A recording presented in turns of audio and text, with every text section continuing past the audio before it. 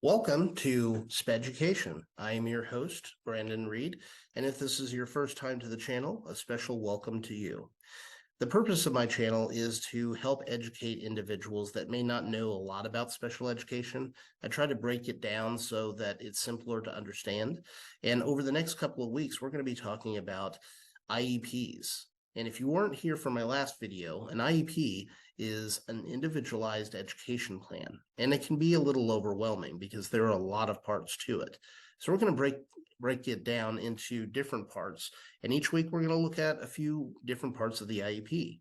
So let's go ahead and dive into today's lesson. Today's topic, parts of an IEP. IEPs can be scary, but do not fear because I am here to help you. And we're going to break it down so that you don't feel as intimidated when you're faced with one. So let's break down the IEP into parts. So these are all the pages and all the different parts of an IEP, and this is just a glimpse of it.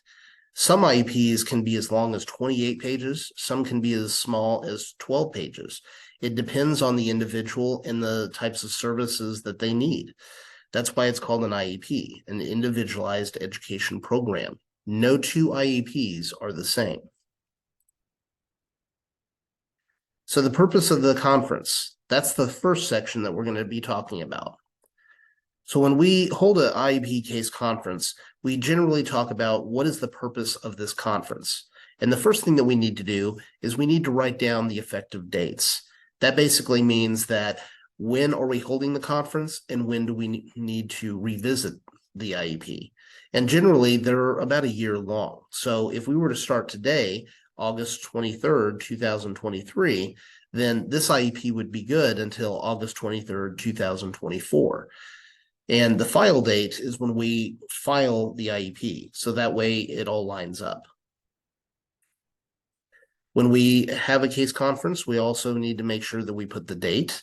We need to put the time that we held the case conference, and then we also need to put the place, okay? And generally in schools, it's going to be probably in the conference room, maybe in the teacher's room. It just depends wherever there's an open space. The guardian information, this is where the guardian information comes in. So basically, who is the guardian of the student? It may be a parent, it may be an aunt, an uncle, maybe the grandparents. It may be the student is awarded the state, and so they have a foster parent that represents them. Whoever the guardian is, this is where their information would go. The one thing that you don't see on here, though, is an email address. The cool thing about the Indiana IEP system is that if it has your email address, and let's say you're not able to attend the meeting in person, then what it will do is after we finish the meeting and we finalize the IEP, it will email you a document for your signature. So if you agree to the IEP, you'll get an email that says there's a document awaiting your signature. You sign it, and then the IEP becomes effective for another calendar year.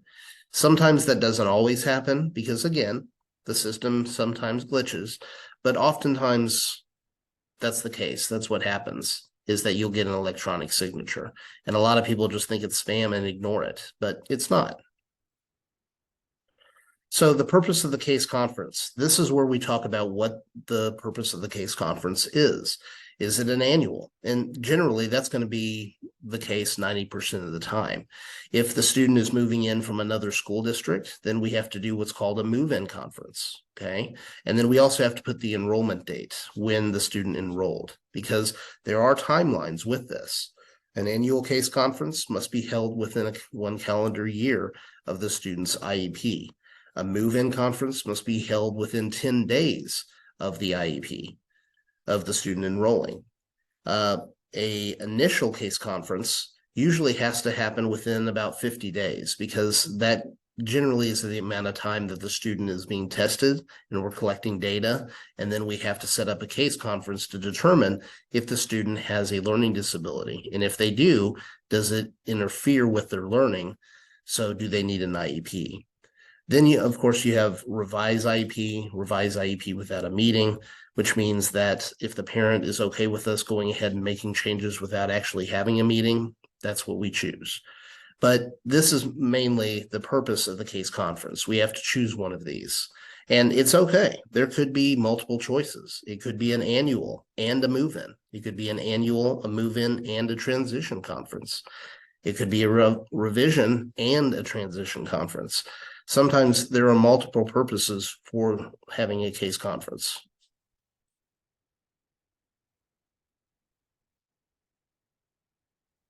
This next section is the existing data. So in this section, we talk about the strengths of the student. And generally, we like to look at what are some of the things that the student is really strong in. And if the student is available, we'll usually ask them about this. If the student isn't available or is too young to really know what their strengths are, then this is where the parent comes in and they tell us a little bit about the strengths. Sometimes we might even ask the teachers, what are some strengths that you see in the student? This is the describe the concerns of the parent. Okay. So in this section, we talk about who the, what are the major concerns for that the parent has. Maybe it's that the student has a behavioral problem. Maybe the student has attendance problems.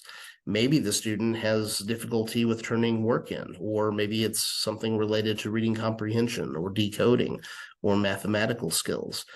This is where we put all of those concerns in so that we can address them during the case conference.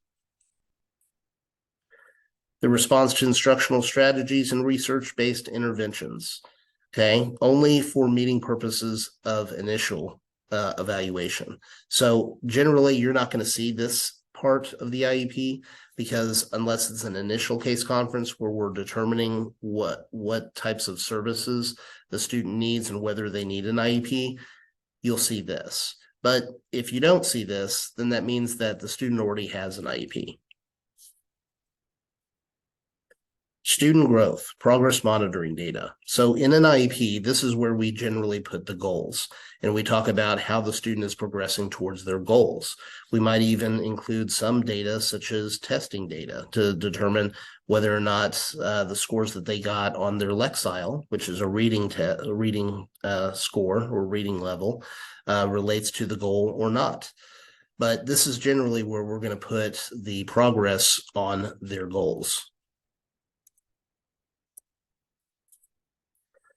The present levels of academic achievement and functional performance.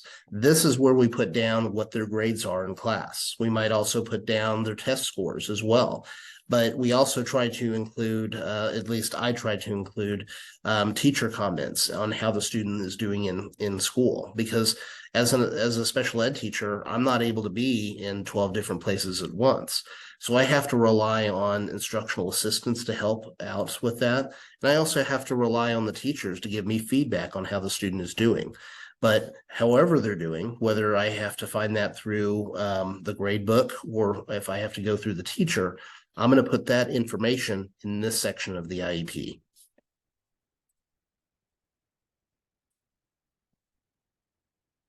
The next section is eligibility. So when we're talking about eligibility, we're trying to determine what the student's eligibility is. What is the disability that they have? So in this section, we will mark either yes or no. And then we're going to mark the primary disability. Now, a student can have more than one disability. That's why there is a secondary disability, okay, down here. However, it is possible for a student to have autism spectrum disorder and then also a specific learning disability. They may have an emotional disability, and then they may have a speech impairment. It just depends. And the primary disability is going to be the main disability that really makes it hard for the student to learn. So that's going to be the main one. Generally, a lot of people, if they have autism, that's going to be their primary disability. And then their secondary will be something related to, whatever the case may be. It may be speech, maybe language, or maybe an emotional disability. It just depends on what the case conference committee decides, which is more important, which should be the primary and which should be the secondary. And then the next part here is describe the reasons for the eligibility. So once we've determined what the eligibility is, how does that ability affect the student's educational performance? Because a student can have autism, but their educational performance and how they do in school isn't affected. So they don't need an IEP. But if the disability adversely affects the way that the student learns to such a degree that it makes it impossible for them to learn, then we need to justify that down in this section. And that brings us to the end of our lesson today. So next week, we're going to talk about 3 other areas. The first is special consideration section, which includes behavior plans. The next is the transition section, where we talk about the transition for the student. And then the third is the accommodation section, where we talk about the kinds of accommodations that a student gets for testing, as well as state and being in the general ed classroom. And as always, if you've liked what you saw today, please click the like button. And if you want updates on future videos, feel free to click the subscribe button and ring the bell for updates on future videos. And as always, if you have questions or you want to post a comment, feel free to post in the comments section, and I'll try to get to it in the next video. And until next time, class dismissed.